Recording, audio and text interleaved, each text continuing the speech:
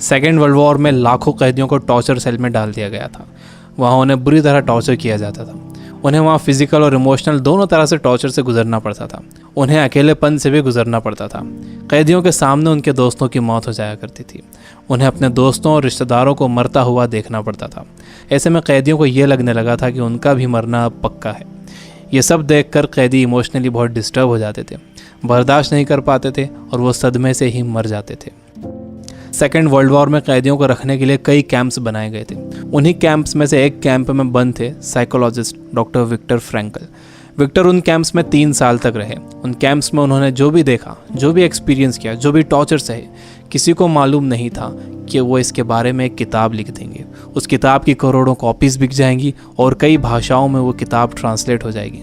उन्होंने किताब लिखी जिसका नाम था मैन सर्च फॉर मीनिंग। अभी जो कोरोना क्राइसिस चल रही है, आप घरों में बंद हो, बोर हो रहे हो, अच्छा नहीं लग रहा है, तकलीफ हो रही है, तो आप अपनी इस तकलीफ को ज़रा इन टॉर्चर सेल्स के फ़ोटोज़ से एक बार कंपेयर ज़रूर करना। इससे मुझे पक्का यकीन है कि आपको अंदाज़ा हो जाएगा कि हमारी तकलीफ़ इन टॉर्चर सेल्स की तकलीफ़ के मुकाबले कुछ भी नहीं है।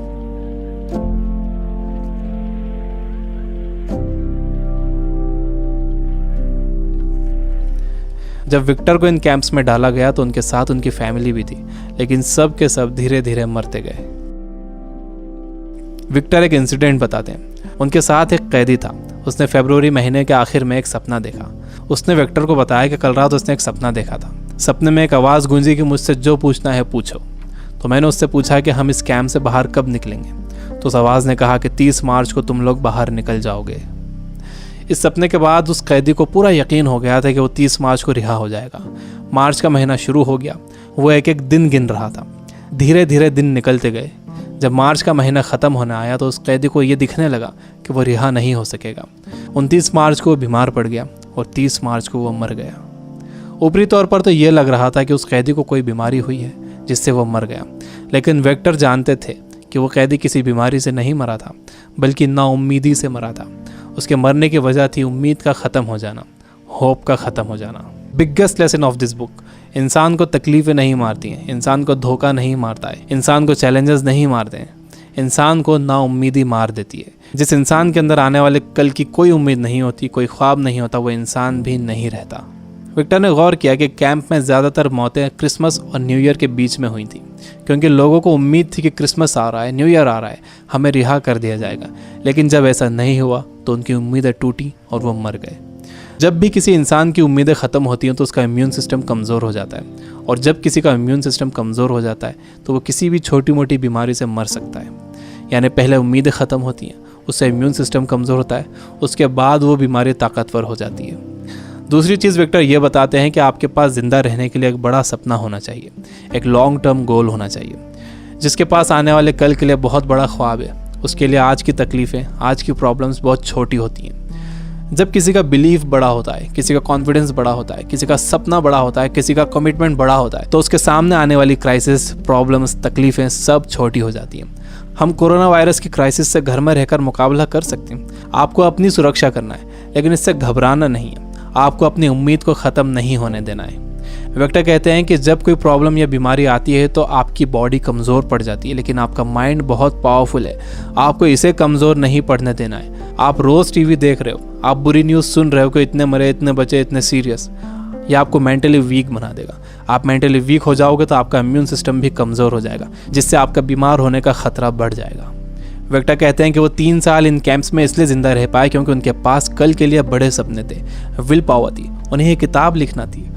तो वो सारी प्रॉब्लम्स, सारी तकलीफ़ें उनके सपनों और इरादों के आगे छोटी पड़ गई और वो इन सब से बाहर निकल गए। तीसरी चीज़ जो विक्टर ने ऑब्जर्व की थी वो ये कि जब इंसान के सामने कोई प्रॉब्लम आती है तो वो उसे कैसा मीनिंग देता है। वो उसे पॉजिटिव मीनिंग देता है या नेगेटिव मीनिंग देता है। जैसा भी आप उसे मीनिंग देते हो, ये मीनिंग ही उस प्रॉब्लम को आपके लिए मुश्किल या आसान बनाता है। आपका मीनिंग उस प्रॉब्लम को या तो और बढ़ा देगा या उसे ख़त्म कर देगा। फॉर एग्जाम्पल, आप कहीं जाने के लिए घर से बाहर निकलते हो और आप देखते हो कि आपकी गाड़ी का टायर पंचर है। अब आपको बहुत गुस्सा आ जाता है। आपको लगता है कि क्या इसे अभी पंचर होना था, या आप ही के साथ क्यों हुआ, पूरा मूड ख़राब हो गया। आपने इसे दे दिया नेगेटिव मीनिंग। आपके पास एक और ऑप्शन था। आप सोच सकते थे कि हो सकता है कुदरत आपको वहाँ जाने से रोक रही हो सकता है कि आप किसी बड़े एक्सीडेंट से बच गए हों इसकी वजह से।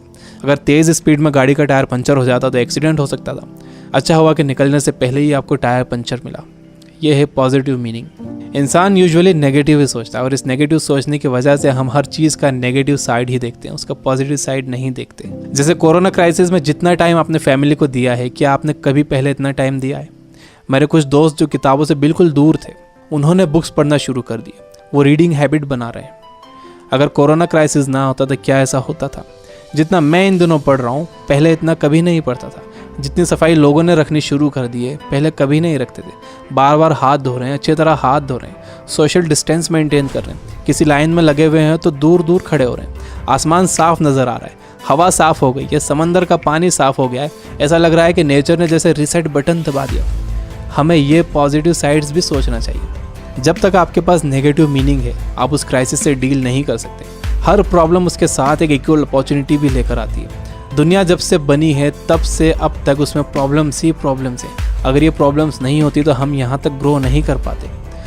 सबसे लास्ट में विक्टर कहते हैं कि आपसे सब कुछ छीना जा सकता है, आपकी धन दौलत, घर, गाड़ी, बीवी, बच्चे, माँ बाप, दोस्त, सेहत, लेकिन एक चीज़ नहीं छीनी जा सकती, वो है आपकी पावर ऑफ डिसीजन। आपसे फैसला करने की ताकत कोई नहीं छीन सकता।